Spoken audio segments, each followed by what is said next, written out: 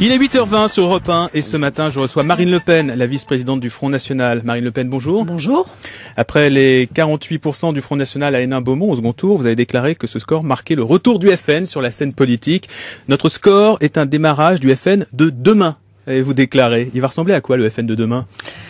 Il ressemblera, je crois, à ce qu'il a été depuis longtemps, mais que les électeurs ne voyaient pas, à savoir un parti national, populaire et social. Social, bien sûr. Le mot est lâché. Oui, le mot est lâché. Reparler. Oui, bien sûr. Mais je crois que c'est une partie, si vous voulez, du programme du Front National qui avait peu de visibilité par le passé. Et je l'ai beaucoup regretté. J'ai beaucoup œuvré pour que cette partie du programme ait une visibilité plus importante depuis 2002. Je crois avec une certaine réussite, comme le démontre le résultat d'Hénin-Beaumont. Donc on parle moins d'immigration, on parle moins de sécurité, mais donc davantage des problèmes sociaux. Pourquoi vous ne parlez plus d'immigration, de sécurité ? C'est parce que vous avez été dépossédé de ces thèmes par Nicolas Sarkozy ?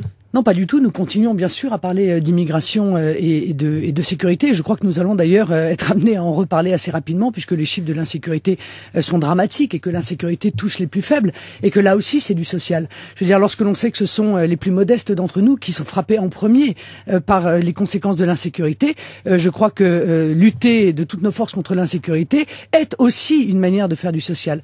Nous allons également évidemment continuer à parler d'immigration, parce que là encore le volet social de l'immigration est considérable. Lorsque l'on sait, et on le sait depuis maintenant 30 ans, que l'immigration est utilisée par le grand patronat pour peser à la baisse sur les salaires des travailleurs français, tout à fait évidemment nous touchons là aussi à un volet social. Donc je veux dire, je crois que le social est partout, et y compris dans l'immigration et l'insécurité. Alors, est-ce que le Front National va maintenant se rendre dans les usines où se déroulent des conflits sociaux?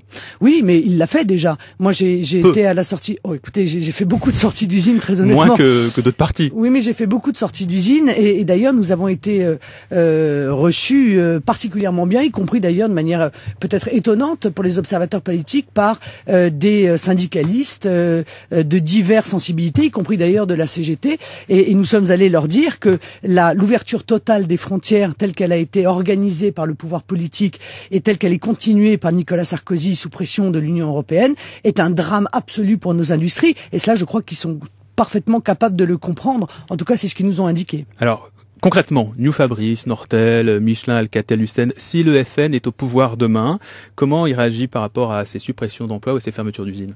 Je vous dis, je crois que très honnêtement, l'économie ne pourra pas être sauvée tant qu'on ne remettra pas en place des frontières. Ça ne veut pas dire qu'il faut monter des murs de 200 mètres autour de la France pour qu'elle vive en autarcie. Pour vous, tout est à cause de la mondialisation. Oui, bien sûr. Je crois que c'est la conséquence directe de la mondialisation. Et d'ailleurs, on le voit, la désindustrialisation massive de la France est exactement, les courbes correspondent exactement à l'ouverture progressive des frontières, à l'absence totale de protection de nos économies. Nous sommes les seuls à faire ça. Les États-Unis protègent leur économie. La Chine protège son économie. Il n'y a que l'Union européenne et particulièrement la France qui, elle, se refuse à protéger son économie. Donc, il faut absolument protéger notre économie. Ça n'est pas suffisant. Il faut aussi agir sur notre monnaie, parce que je crois très honnêtement, comme beaucoup d'économistes aujourd'hui, que l'euro a été un véritable drame pour l'économie française. Il faut aussi mettre en place des mesures qui permettent aux travailleurs français, en priorité peut-être sur les autres, de pouvoir avoir accès à un logement ainsi qu'à toute une série d'aides sociales qui devraient d'abord leur être réservées. Est-ce que vous comprenez les actions extrêmes dont peuvent menacer les salariés qui perdent leur emploi ? Oh, je les comprends. Je ne peux pas les cautionner, parce qu'évidemment on peut pas cautionner la violence. Mais évidemment, je les comprends, bien sûr, parce qu'il faut quand même se souvenir que l'industrie automobile a fait l'objet d'une aide massive de la part des contribuables français. Des milliards ont été donnés à cette industrie automobile. Or, on s'aperçoit que l'objectif qui était soi-disant d'aider non seulement cette industrie automobile directement, mais également leurs sous-traitants, eh bien, a été totalement galvaudé, et que en réalité, l'aide que nous avons apporté, nous autres contribuables à l'industrie automobile, permet à l'industrie automobile de multiplier les délocalisations et de continuer à faire disparaître la production sur le territoire national pour aller la mettre là où c'est plus intéressant pour eux, à savoir dans les pays de l'Est, dans les pays asiatiques, etc. Ça, c'est effectivement un véritable scandale. Parler de social comme vous le faites ce matin, comme vous l'avez fait ces mois derniers, est-ce que c'est pas aussi une manière d'aller un petit peu chercher l'électorat de la gauche, de l'extrême gauche ? Non, je ne vais pas chercher l'électorat. Moi, je propose des solutions. Au Front National, nous proposons des solutions. C'est vrai que nous les proposons depuis longtemps. Il faut bien dire que beaucoup aujourd'hui sont au centre des discussions politiques, telles que le patriotisme économique, par exemple, telles que la régulation de l'immigration qui n'a pas eu lieu, telles que la fermeté en matière de sécurité qui n'a pas eu lieu non plus. Bon, donc plus ça va aller, à mon avis, et plus nous allons être au centre de la vie politique. Mais il est sûr qu'il y a un électorat que j'ai rencontré à de multiples reprises, pas uniquement sur Hénin-Beaumont, mais dans toute cette grande circonscription, notamment Nord-Pas-de-Calais, Picardie, Haute, Basse-Normandie, qui est profondément déçu de la gauche, des déçus du Parti communiste. Oui, des déçus du Parti communisme, des déçus du Parti socialisme, qui s'aperçoivent que ces partis ne sont plus... Vous adaptez votre discours à ces régions-là? Non, je n'adapte pas mon discours à ces régions-là, mais il est sûr que le discours qui est le mien depuis 2002 a un écho dans ces régions-là, parce que, encore une fois, ce sont des terres historiquement pour partis de gauche et qui sont profondément déçus. Ils s'aperçoivent que le Parti communiste et le Parti socialiste sont devenus des partis de défenseurs des nantis, des élites et plus du tout du peuple et des travailleurs. Dans l'actualité, la réforme du statut de la Poste, le texte était étudié hier en Conseil des ministres. J'imagine que cette réforme, vous la condamnez? Je la condamne surtout.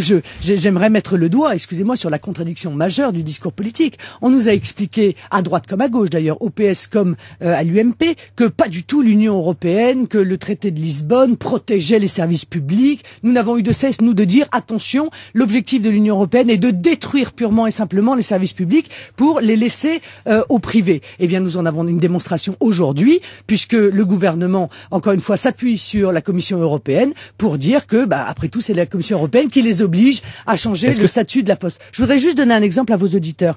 Lorsque il y a eu une autre poste en Europe qui a été totalement privatisée, c'est celle de l'Espagne. Il y a quelques années, eh bien, il n'a fallu que quelques mois pour que la Poste européenne espagnole, Correos, refuse aujourd'hui d'aller porter le courrier à des habitations qui sont à plus de 200 mètres d'une voie principale. Donc vous dites que c'est ce qui va arriver en France. Bien sûr.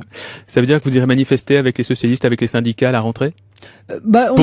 Sur cette question précise? Je crois Est-ce que vous pourriez être dans le même cortège un jour?